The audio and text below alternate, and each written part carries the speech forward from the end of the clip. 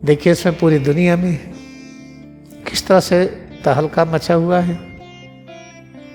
Covid के नाम पर, कोरोना के नाम पर बहुत परेशान है सब।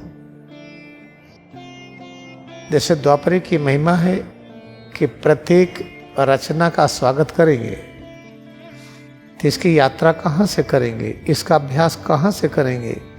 पहले निकटतम क्षेत्र से। इसमें न जाने कितनी किरणें आ रही हैं बाहर से, सूरज से, चांद से, जो 12 राशियां हैं, आकाश गंगा है, जितने नक्षत्र मंडल हैं, सारे पेड़ पौधे हैं, जीव जंतु हैं, सभी बैक्टीरिया वायरस है, उनके अंदर से तरंगें आ रही हैं और सबका स्वागत करना है। स्वागत नहीं करेंगे तो वायरस परेशान करेगा। ये द्वापर युग के कारण।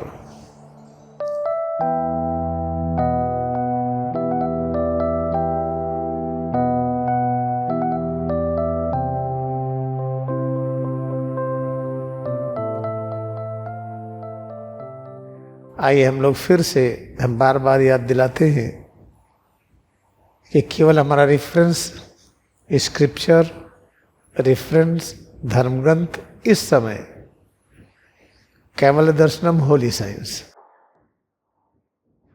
इसको मैं रोज इसलिए बताता हूँ, कभी सबके दिमाग में ये पूरी तरह से घुसा नहीं है। वर्तमान द्वापर युग में एक रेफरेंस आध्यात्मिक सद्ग्रंथ है। इसके सिद्धांत के अनुसार अनेक लोगों ने जीवन जिया।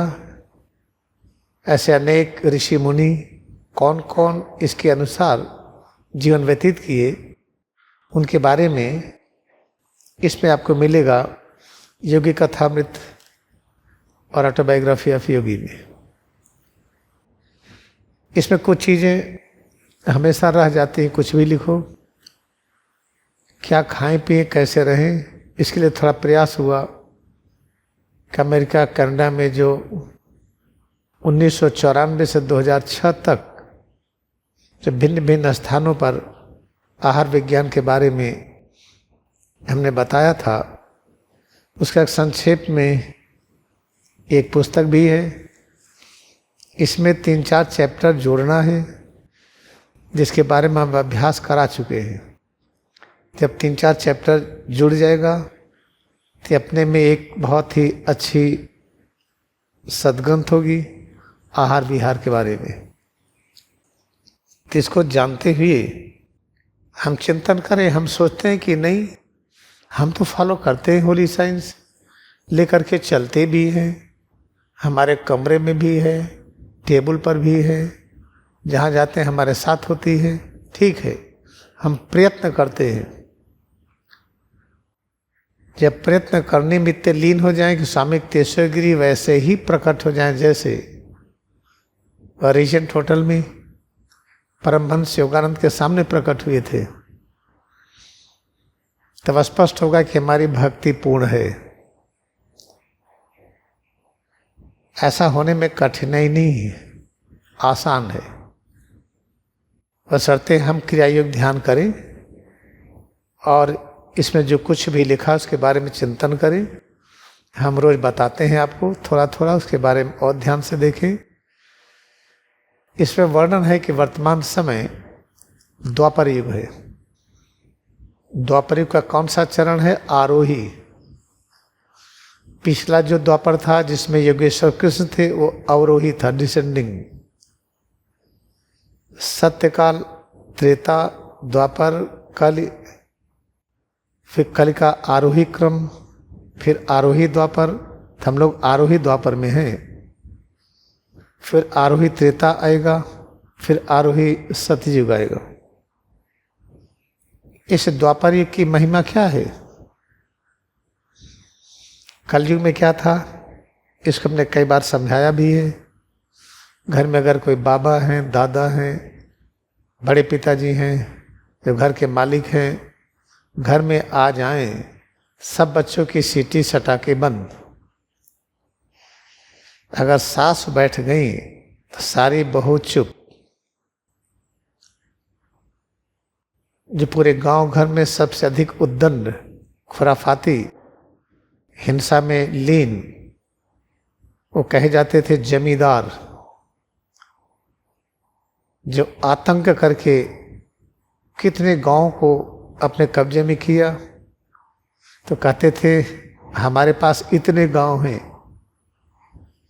ये है कलिकाल की महिमा। द्वापर की महिमा क्या है? आप प्रत्येक इंडिविजुअल का स्वागत करेंगे। घर में पिताजी आए, दादा आए, बाबा आए, दादी आई, सासू आई, बड़ी माँ आई, घर में सबका सम्मान करना पड़ेगा अंदर से। नहीं करेंगे तो दिक्कत होगी। लेकिन ऐसा कहने पर होता नहीं है। इसीलिए कोरोना डिपार्टमेंट आया। पूरे विश्व में जो कोविड-19 कोरोना के नाम से एक कहर चल रही है, एक विस्तार से सारा चीज डगमगा रहा है, ऐसा क्यों है? इसके पहले भी तो वायरस था, इसके पहले भी बैक्टीरिया था। ऐसा तो नहीं था जैसा इस समय है, क्योंकि वो कलिकाल था, अब द्वापर युग है। जैसे द्वापर की महिमा है कि प्रत्येक रचना का स्वागत करेंगे, तो इसकी यात्रा कहाँ से करेंगे, इसका अभ्यास कहाँ से करेंगे? पहले निकटतम क्षेत्र से। इसमें न जाने कितनी किरणें आ रही हैं बाहर से, सूरज से, चांद से, जो 12 राशियां हैं, आकाश गंगा है, जितने नक्षत्र मंडल हैं, सारे पेड़ पौधे हैं, जीव जंतु हैं, सभी बैक्टीरिया वायरस है, उनके अंदर से तरंगें आ रही हैं और सबका स्वागत करना है। स्वागत नहीं करेंगे तो वायरस परेशान करेगा। ये द्वापर युग के कारण। तो कैसे सबका स्वागत करें हम? जैसे सूरज से किरणें निकलती हैं, बाहर फैलती हैं, ऐसे प्रत्येक रचना से किरणें निकल करके हमारे अंदर जा रही हैं। हम उसका स्वागत करें। कैसे स्वागत करेंगे? सुई की नोक भर भी जगह छोड़े ना, सब में एकाग्रता बढ़ाते जाएं।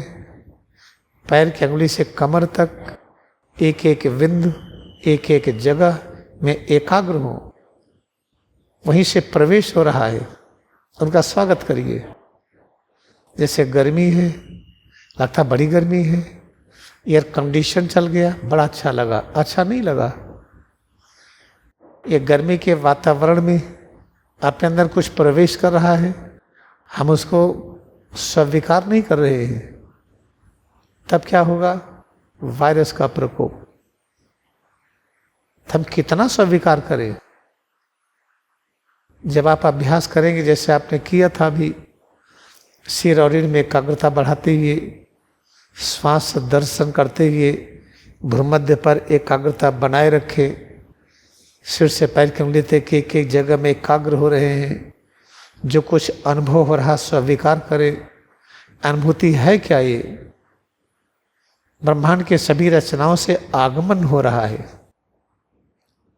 तो जो आगमन हो रहा है, प्रत्येक आगंतुक का स्वागत नहीं करेंगे तो समस्या आएगी। समस्या किस रूप में आएगी? जैसे दिखाई पड़ रहा है, पता चला वायरस ही रहते हैं दुनिया में, हम लोग है ही नहीं। भगवान भी छोटे पड़ते जा रहे हैं। जिस मंदिर के भरोसे, हनुमान जी के मूर्ति के भरोसे, भगवान राम और कृष्ण के भरोसे, चर्च में जीसस और मोजेस के भरोसे, मस्जिद गुरुद्वारा के भरोसे लगता था कि हमारी रक्षा होगी, वो तो कोरोना की वजह से सब लॉकडाउन हो गया, सब बंद हो गया। तो याद रखिए इस चीज को कि सिर से लेके पैर की अंगुली तक प्रत्येक बिंदु से ये प्रवेश हो रहा है। किसका प्रवेश हो रहा है? जिसकी वजह से सिर से पैर की अंगुली तक इसका अस्तित्व बना हुआ है, और उसका आप स्वागत नहीं करेंगे। स्वागत नहीं करेंगे तो होगा क्या? देखिए, इसमें पूरी दुनिया में तरह से तहलका मचा हुआ है कोविड के नाम पर, कोरोना के नाम पर। बहुत परेशान है सब, कार्यपालिका के लोग, न्यायपालिका के लोग, विधायिका के लोग, बिजनेस के लोग, जो सोचते कि हम बड़े सुखी जीवन है, वे सब परेशान हैं। तो हमें करना क्या है भाई? हम द्वापर युग के अनुरूप चले। द्वापर युग क्या कहता है? स्वामी तेश्वरगिरी क्या कहते हैं कि वर्तमान समय और आने वाला समय दोनों बहुत अच्छा है। तो वर्तमान समय अच्छा क्यों है? क्योंकि जो पैरों में प्रवेश कर रहा है, हाथ में, पीठ में, पेट में, सीना में, गले में, चेहरे में, सिर में, उसका स्वागत करिए। उसको सुख दुख कहना बंद करिए। स्वागत कैसे करेंगे? अभी आपने कुछ मिनट का अभ्यास किया है, इसी को ले लीजिए।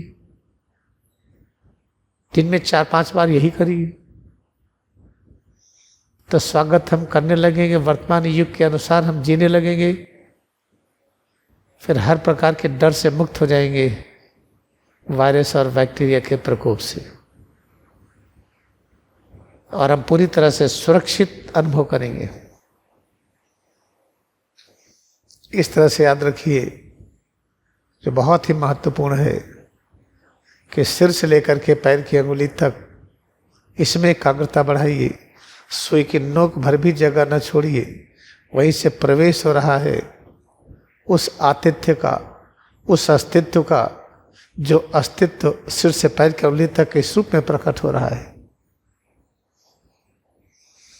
ये थोड़ा सा अभ्यास है, करना शुरू करिए आज से। अभी आप बैठे हैं, जब खड़े होंगे तब अभ्यास में लीन रहिए। पैर की अंगुली से सिर तक एकाग्रता बढ़ाते जाइए। जब चलेंगे, बैठेंगे, उठेंगे, कोई भी काम करेंगे या आराम करेंगे, हर समय स्वरूप में एकाग्रता बढ़ा करके सारी अनुभूतियों का स्वागत करेंगे आप। जब सभी प्रकार की अनुभूतियों का स्वागत करेंगे तो यही द्वापर युग की महिमा है। किसी को अनदेखी नहीं करना है। कलिकाल बीत गया। इस संदेश के साथ हम 2 बार में श्वास से प्रश्वास का अभ्यास करें और अंगड़ाई लें और ढीला करें।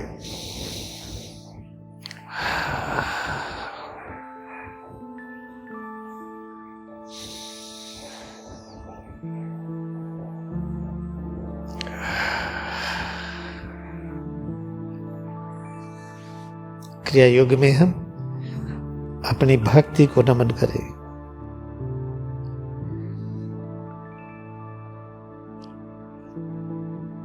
Now we will sit। अब हम बैठेंगे, आंखें खोलें, ओपन आइज।